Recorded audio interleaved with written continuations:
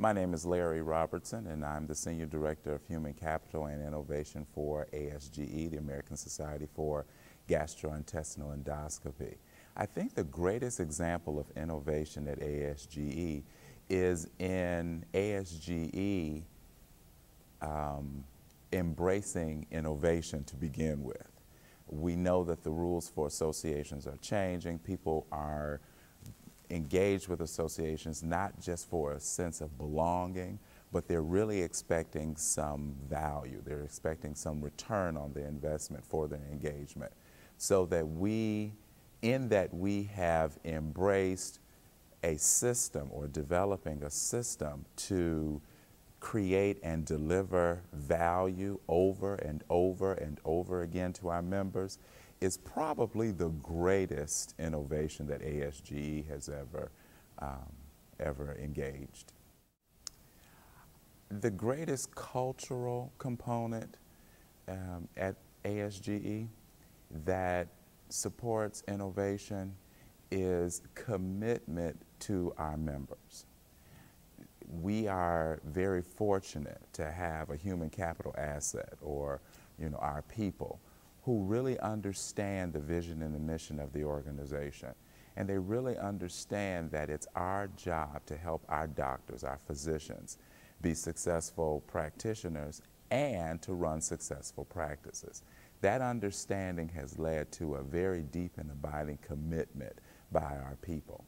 And when you have a strong commitment component in your organizational culture, nothing is impossible.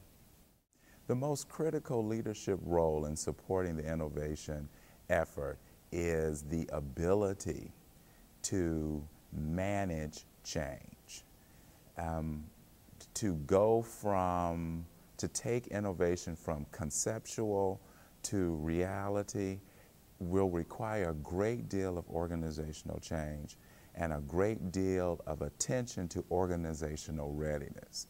If your leadership is not comfortable with change and not well versed or able to manage change, it's going to be a disaster.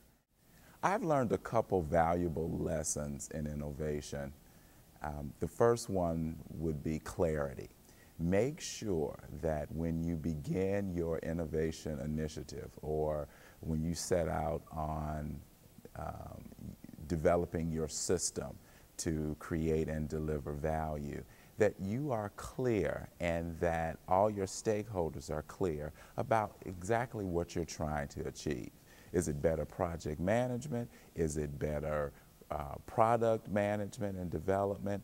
Really define what innovation is and have everyone understand it.